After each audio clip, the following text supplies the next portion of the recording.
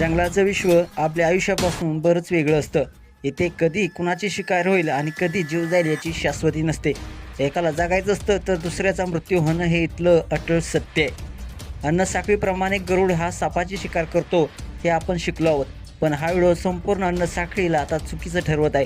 कारण यामध्ये एका गरुडानं नाही तर सापानेच गरुडाची शिकार केल्याचं आपण ह्या व्हिडिओमध्ये पाहणार आहोत. क्षणात पलटलेलं हे दृश्य आपल्या अनेक गोष्टी दाखवून जातो.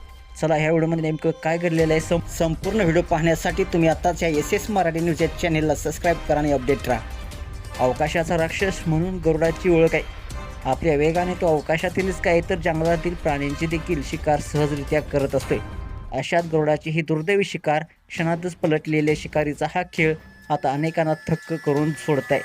व्हायरल व्हिडिओमध्ये तुम्ही पाहू शकताय मित्रांनो, एका गरुडानं सापावर हल्ला करून तो त्याची शिकार करत असल्याचं तुम्हाला दिसते. पण पुढच्या क्षणी हे दृश्य बदलतं आणि आपल्या युक्तीचा वापर साप हा गरुडाची शिकार करतो, त्याच्यावर डाव उलटतो.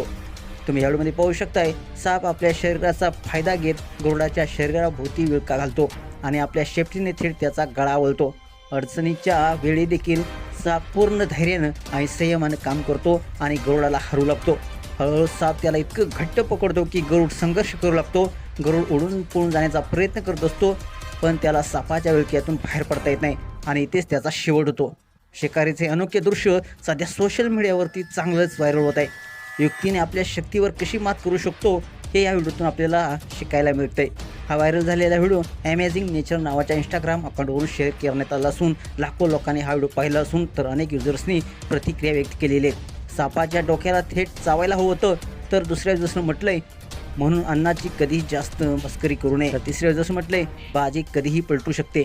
मित्रांनो, तुम्हाला हा व्हिडिओ कसा वाटला? तुमच्या प्रतिक्रिया अवश्य द्या आणि आपल्या एस मराठी न्यूज या चॅनेलला सबस्क्राईब करायला नक्की विसरू नका. धन्यवाद.